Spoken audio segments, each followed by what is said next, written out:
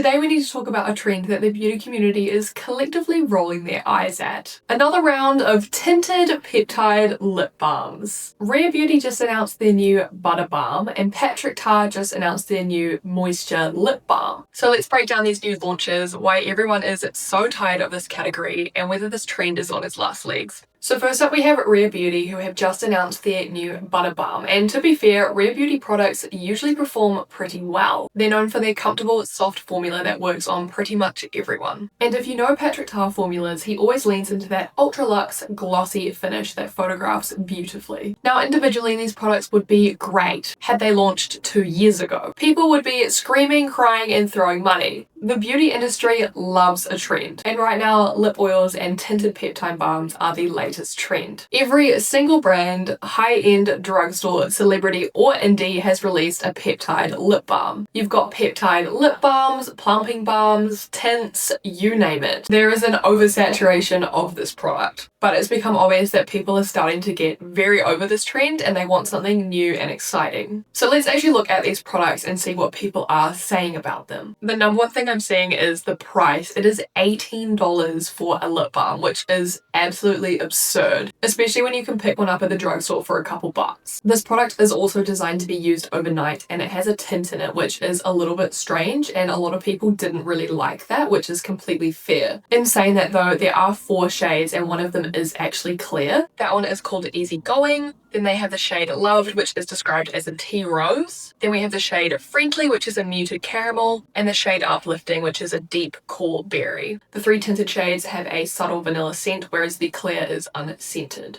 And then moving on to Patrick Ta's launch. Out of the 2 launches, Patrick Ta's definitely received the most heat, with people saying comments such as, "I love Patrick Ta, but I don't think we need another lip balm in a tube." And a lot of people were saying that these look very similar to the Summer Fridays balms, which is very easy to say because they kind of are the benchmark for what these brands are trying to recreate. So when you're trying to create a version of a product that already sells well, it's probably not going to have too many variations, especially if the brand is trying to dupe it. These retail for $25, which is even worse than the Rare Beauty ones. And there are 5 shades in cocoa butter, pink salted caramel, milk tea, cookie butter, and espresso. And look, the colors are pretty, they are very wearable, but that's exactly what people didn't like about them, with people saying that these look like every other lip balm that has come out in the last 2 years. Or comments such as, "Another brand of lip balm released in the same boring shades as every other brand. Just what we need." People are brutal, but they're also not wrong. I think we can all collectively agree that brands are just not really pushing themselves creatively anymore, and as consumers, we are picking up on that. Especially in the last couple of years when color was all the rage, clean girl makeup is literally taking over everything and people are not happy about it. People want something exciting, not another tinted version of something that's been released 20 times already. Unfortunately, when we look at this from a marketing perspective, it does make sense. Lip balms are very cheap to manufacture and pretty much have a universal appeal. They also look great on social media and do appeal to that clean girl aesthetic trend that is very popular right now. And you also have a skincare element to them, making them dual use. Peptides also seem to be the latest buzzword that brands just slap on their packaging for instant appeal. Even if the peptide benefits are negligible, you're probably still going to reapply it 10 times a day.